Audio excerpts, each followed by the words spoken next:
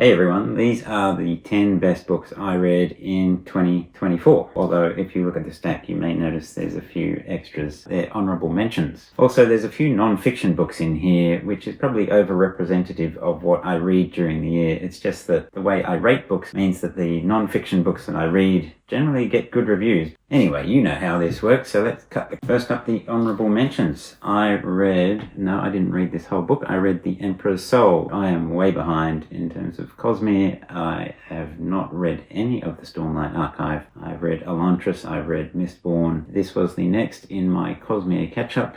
The Emperor's Soul, I thought it was excellent. I didn't think it was fantastic, but I thought it was pretty darn good. Next up was mostly Harmless by Douglas Adams. This is the 5th Hitchhiker's Guide to the Galaxy book, and it, I think, was a return to form. He had written the 2 Dirk Gently novels in between the 4th and this 5th book, and I think this one had a lot more of that flavour of the first book. Although the ending, a lot of people don't like the ending of this one, I thought the book as a whole was pretty darn good. And I'll shift that over there. Alright, the last honourable mention is The Shaping of Middle-earth by Tolkien. So this is the 4th in the history of Middle-earth. Really enjoying seeing how Tolkien developed this incredible world of his. The 3rd book I found a bit of a chore, but this 4th book was back to form for me. Lots of things like cool maps and the kind of stuff I love. Alright, number 10. Number 10 was 2061 by Arthur C. Clarke. This is part of the 2001 series. The 2001 book is great. If you've ever watched the movie, the movie is amazing, but it has a very weird ending. When you read the book, you actually understand the ending a little bit more. The sequels are excellent. I really enjoyed this one. I don't know whether I'd rate it above the first one, but I thoroughly enjoyed this. So that's my number 10. Number 9, Crime and Punishment by Dostoevsky. Let's get some classics in there. This book was interesting, a bit hard going in parts, but quite readable really. And I wasn't sure what rating I would give it, but the final few pages are quite powerful, and it's one of those books that you need to reflect on. I'd like to read it again. No, it's not my favourite book of all time, but it's pretty darn good. Alright, next up is The Subtle... what is this? Oh yeah, okay, this is number 8, The Subtle Knife, which is his Dark Materials book 2 by Philip Pullman. And this, I think, was a step up from The Golden Compass. This was very enjoyable. He did all sorts of interesting things, creating new worlds to explore, new concepts, and it's just super easy to read. I'm currently in the middle of the 3rd book and enjoying that as well. Book number 7, Ship of Magic. This is by Robin Hobb. This is the 1st book in the Liveship Traders series.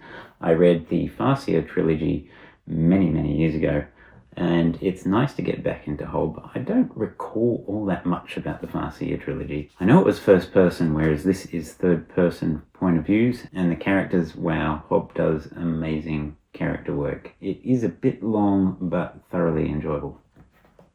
Okay, number 6, A Random Walk Down Wall Street, and this is where we get into the non-fiction. This is just a classic. You can see there's over 1.5 million copies sold at the point in time when this was published. There's probably about 2 or 3 million sold by now.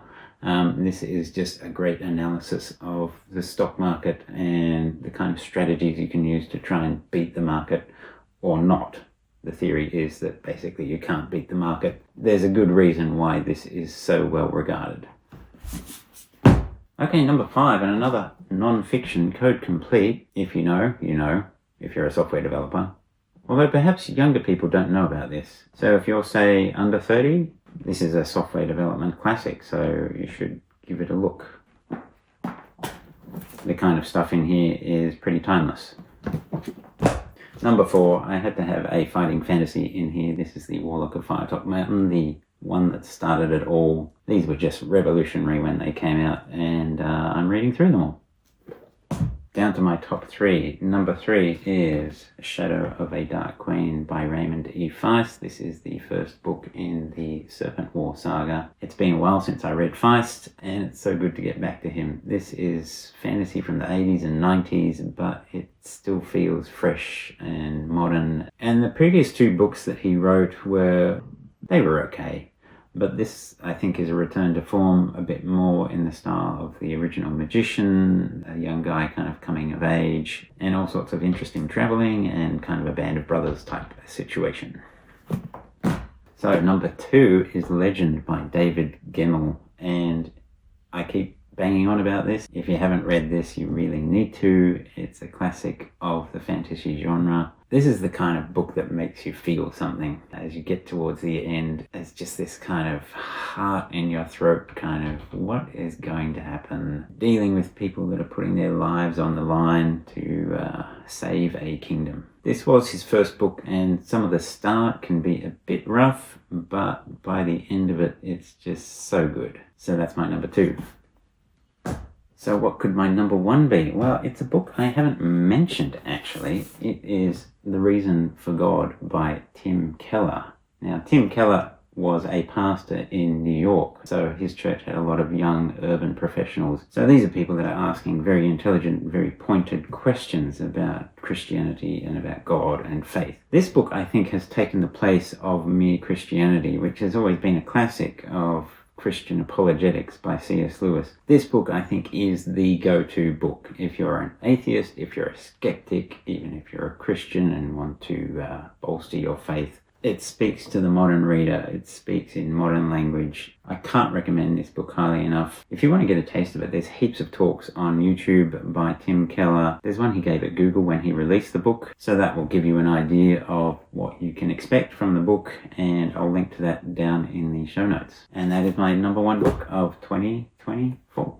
I'd love to know, what was your top book in 2024? Leave a comment down below and I will chat with you there. Otherwise, I will see you in the next video. See ya.